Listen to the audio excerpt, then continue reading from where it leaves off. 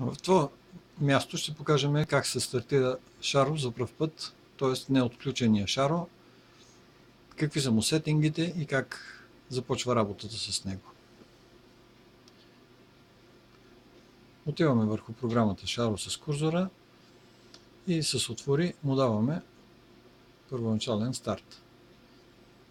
Задава се въпроса дали ще разрешиме на приложението достъп до картата памет.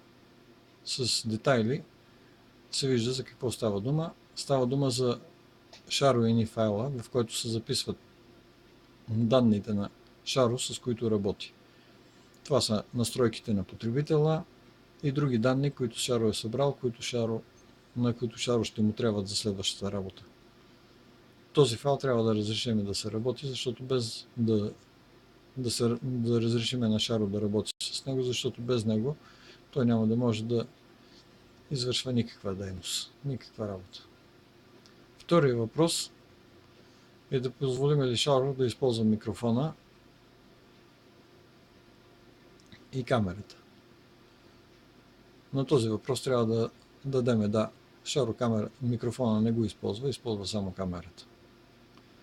За да може да направи Sharo снимки, му е необходимо да има разрешение. И така стигаме до главното меню. В главното меню имаме наблюдение, старт, виж снимки и настройки. С наблюдение старт се стартира наблюдението. Трябва телефонът да е фиксиран и с наблюдение старт може да стартираме самото наблюдение веднага така както е.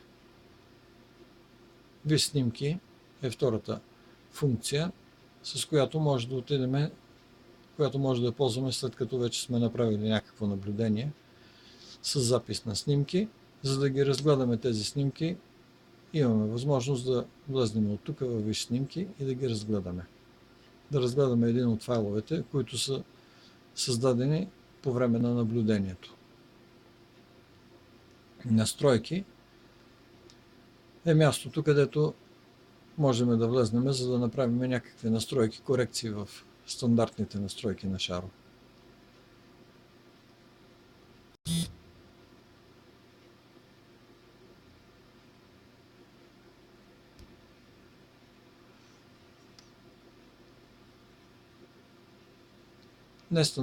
В тези настройки имаме вид наблюдение, ниво на аларма, електронна поща и общи настройки.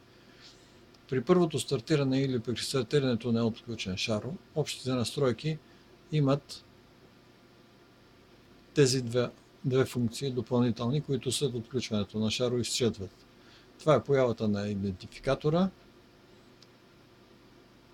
С този идентификатор може да се отключва Sharo. Този идентификатор трябва да се изпрати на авторите, след което се получава, те изпращат обратно ключ, с който Sharo се отключва. Този идентификатор може да го вземем последния начин. Маркирай всички, с което маркираме идентификатора, копирай. Идентификаторът е копиран и след това може да излезем от Sharo и с SMS да го изпратиме този номер